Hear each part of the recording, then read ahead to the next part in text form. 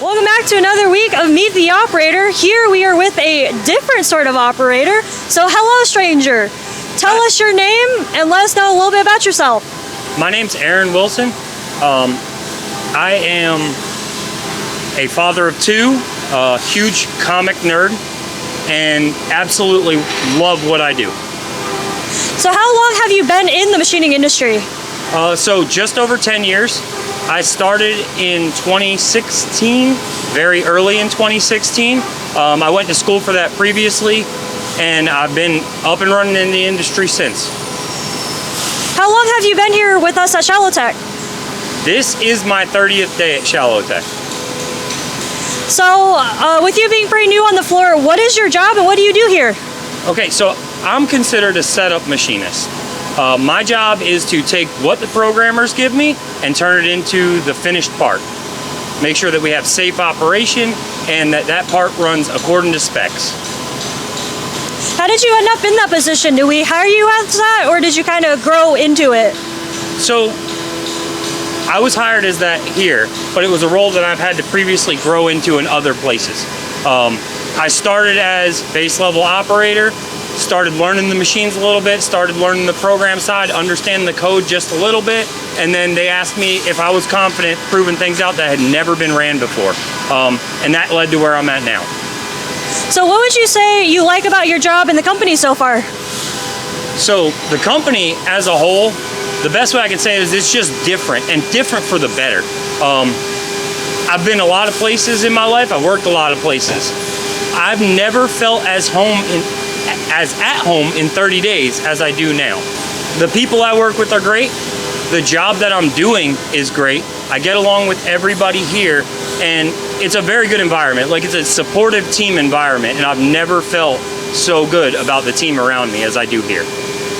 Would you say that the team environment here is your favorite part about your job, or is there something else you like a little bit more? So, yes and no. I've got two favorites. If I had to pick one, I would say it's the team environment. However, I don't think that it clearly wins first place, because the fact that we have all new technology, new machines, and I'm getting to work with things that I've seen out in the industry but never got to put my hands on, that's a close second to the team environment here. So on the flip side of that, what is the least favorite part of your job? When things start going wrong. So my job is to make sure that things run safely for everybody else. I'm the first line of defense between the programmer and the operator. So when things go wrong, they're gonna go wrong in my hands. And it can be a tangled web as a machinist to figure out what went wrong, why it went wrong, and I have to collaborate that with my programmers and the other people around me. I have to talk up to the programmers and communicate with them when something goes wrong, but then I also have to relay that information down if it's something that still passes. So if your job came with a warning label, what would that warning label say? Run. No, I'm just kidding. If my job came with a warning label, pay attention. Your life is at stake. Because what I do, it's unproven. It's not safe until I've been all the way completed with the program. So the most important part of my job is watching very closely as to what's going on, because a mistake is just around the corner and it's my job to spot it. So how would you say, so you touched on it a little bit, where our environment is very different here compared to other machine shops. Does that also carry across into the parts? Are the parts very different from what you've worked with before? Yes, so I'm used to doing large prototype parts. My parts that I've done before have ranged all the way from 3 inches to 130 inches. It's always a one-off. We do one part and then we let it out, is what I was used to in the past, which kind of led me to where I am now, is the repetitiveness of setting things up, tearing it down, and going to the next job. But the way things work here, we're in a big production environment, so a lot of things go through very quickly. It's very different for me. I don't know that it's different for everyone everywhere, but from my experience, it is very different. So what does a normal shift here look like for you? So my morning starts, I come in, and the first thing I do is go collaborate with the guys around me, the programmers, the supervisors, make sure that I am where I need to be. Sometimes those guys may need time, and I'm kind of in a flex position where I may be on the floor that day if my programmers need time to finish what they do, so I collaborate with that supervisor that morning.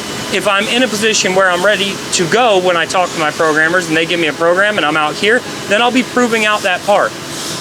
I will give them the feedback necessary when I watch the part. Is this too fast? Is it too slow? Did it cut right? Did it leave a good finish? There's a lot of information that I relay back to them.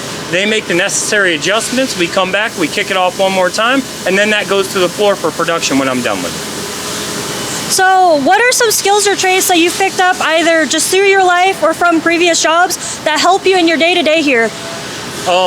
Definitely the close attention to detail is something. I know I touched on that a minute ago, but that's something that if you think you're paying close enough attention as a machinist, you're probably not, honestly. You have to be extremely detailed. Little things matter way more in machining than they do in other avenues and other careers.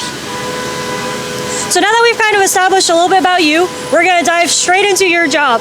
So you're actually our first machinist that we've actually had talk to us. So our first question would be, what differentiates a machinist from an operator? Okay, so an operator is typically handed a program, as I said before, that's proven out. It is safe, it is good to go. Their job is to make sure that that machine is running at all times. My job starts with making sure there's no errors. That's the most important thing that I do that separates me from an operator, is I get it ready and safely enough to be handed off to production.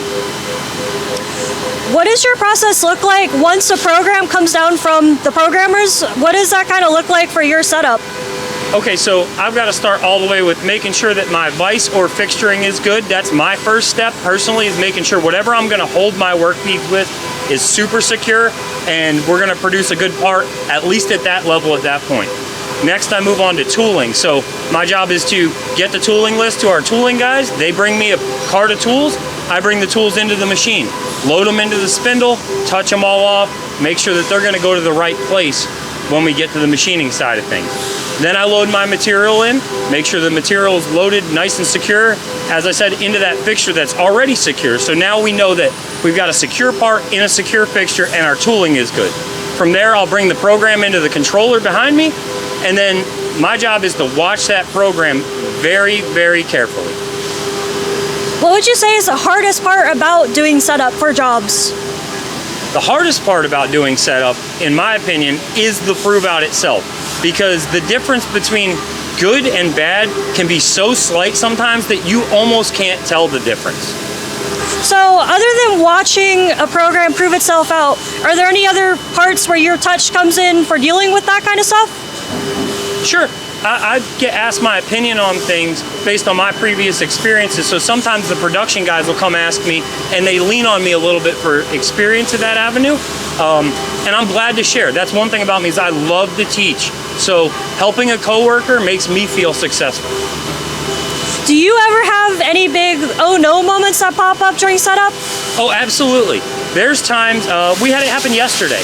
So I had a program handed to me yesterday, and we're not exactly sure why, but the touch-off had got shifted in our program. When the tool came down to the part, I could tell right away that it was going somewhere I didn't intend for it to go, and I didn't expect it to go. And that's a big oh no right there. That's a red flag. I had to stop work, go get with the programmers, and figure out what the problem is before I could proceed. So we're sitting here in front of MX3. What other machines do you run, or has it been mostly MX3 for this? So my primary machine has been MX3. However, I have touched every machine except for our Swift machines. What would you say is worse, a crash or scrapping multiple parts in the setup phase? I would say scrapping the multiple parts in the setup phase. I feel like that lands squarely on my shoulders when that happens, because my job is to see the first part and make any necessary corrections. If I get a second bad piece, that means that I failed to do my job somewhere. Do you have a favorite machine or task here at the shop? The MX333 is my favorite so far. I do like the MAM as well, but this one I think hits a little bit closer to home just because I've spent the most time with it. So when the programmers are giving you programs, do you ever have a say in which machine the program goes in, or is it kind of just whichever's open? So I do get designated a machine, but the good thing about our programmers is they are open to suggestion. If you have a better idea and bring it up, they'll listen to you. And they'll make a change if they agree with you that that change is possible and necessary. What would you say is the most important part of your job as a setup machinist? The most important part of my job is safety. because I need to be safe not only for me, but for the guy behind me as well. My job is to make sure that when I hand off that program, they get to go home that day. Machining is very dangerous. So every day I have an opportunity to cause bodily harm to myself or somebody else if I'm not as careful as I can be. So, second shift and weekend shift swears that there is a witching hour during their shifts here at Chalotech. Have you noticed a period of time in the day when your machine just starts acting up or getting moody? So yes, there's a temperature shift that happens almost everywhere I've been. And if you're not careful in watching your parts, you're gonna get a different result. Temperature tends to make material swell or shrink, whether it's hot or cold, and that can greatly vary the end result of a part. What would you say is the most common problem you run into as a setup machinist? That's a good one. I am the most common problem I run into as a setup machinist. The programs tend to be good, tooling tends to be good. I am my own worst enemy. I double check everything to an extent that I drive myself crazy sometimes. Would you say yourself being your biggest obstacle is the hardest part of your job as a setup machinist? Yeah, I would say it is. My programmers have been great for me. They're responsive to the things I tell them, and then from there it's all on me. So if there's an obstacle and the program's giving off good, it has to be me. I'm usually the reason why things don't go exactly according to plan, and then the problem is figuring out what did I do to change that pattern. So if your MX330 was turned into a person, what would its biggest complaint be? He's always telling me to stop, because I'm always stopping to measure something and check my dimensions, and that means the machine's got to sit and wait at my command. So with you being here with us for 30 days, have you noticed any personal growth, or do you expect any personal growth through your time here? Absolutely. So I've already had some personal growth. I was not familiar with the mat server machines we're running now. That was all new to me. I've picked that up fairly well. I'm still not an expert by any means, but I can run the machine now. So that's a little bit of personal growth. I've also had really good conversations with the people around me that have opened my eyes and given me personal and professional development based on their criticism and feedback. So you seem to be with us for the long haul. Where do you see yourself in our ecosystem in 5 years? Oh, we're getting a yacht, baby. No, I'd love to in 5 years be some kind of supervisor, maybe have a team under me who's doing what I do now so I can supervise what they do and help those people grow. Like I said, I like to help, so that's something that comes natural to me, and that would be the right fit for me in my opinion. Sounds good. Thank you for spending this time with us, and hope to see you around. Thank you.